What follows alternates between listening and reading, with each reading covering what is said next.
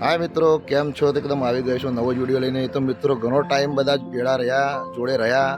અને મિત્રો બેનને પણ હવે અમદાવાદ જવાનું છે. ભાણિયાઓનું સ્કૂલ બગડે છે, કારણ કે સ્કૂલમાં પણ એમને ચાલુ છે ભણવાનું. તો મિત્રો આજે હવે તૈયારી કરી છે એમને અમદાવાદ જવાની. તમે જોઈ શકો છો ભાઈ, અમારી બેન, મારી ભાણી વિધિ અને રુદ્રને હું મૂકવા બસ સ્ટેન્ડે આવી ગયો છું મિત્રો.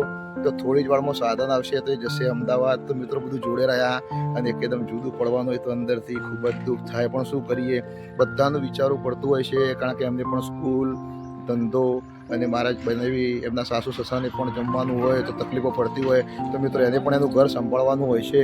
તો મિત્રો એકદમ અવસર પૂરતા બધા જ એકદમ આવ્યા હતા. તો મિત્રો આજે અમે જુદા પડીએ છીએ મિત્રો. તો આગળનો વિડીયો મિત્રો મારો ચાલુ જ છે, જોવાનું ભૂલતા નહીં.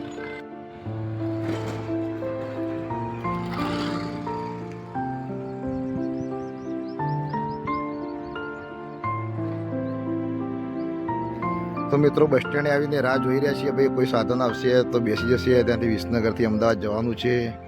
મિત્રો તમે જોઈ શકો છો ભાઈ, એકદમ બસ પણ આવી ગઈ છે. ને ભાઈ ચેતનાબેન ને અમારા ભાણિયાઓને બધા બસમાં બેસાડી દીધા છે.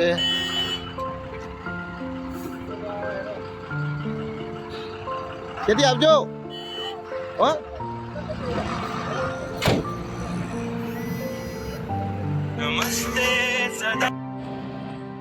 તો મિત્રો તમે જોઈએ પ્રમાણે બેન અમદાવાદ ગઈ. તો મિત્રો ભાણિયાઓને બધા મેકવા માટે શેખ બસ સ્ટેન્ડે આવી ગયા હતા ભાઈ. એમને બસ મળી, એમને બેસાડી દીધા છે.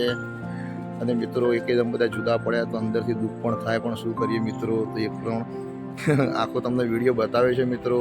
તો બધા એકદમ ઘર પણ અમારું રાગા રાગા ખાલી થઈ ગયું છે. જે પ્રમાણે અમે પહેલાં રહેતા હતા એ પ્રમાણે રહેવાનું હવે ચાલુ થઈ જશે મિત્રો. તો મિત્રો આજનો મારો વિડીયો તમને કેવો લાગ્યો તો મિત્રો કોમેન્ટ કરજો. અને મિત્રો મારી ચેનલ છે મારી જીવન સંગીની. તો મિત્રો મારી ચેનલને લાઈક, ફોલો, શેર અને સબસ્ક્રાઈબ કરજો. બાય, જય માતાજી.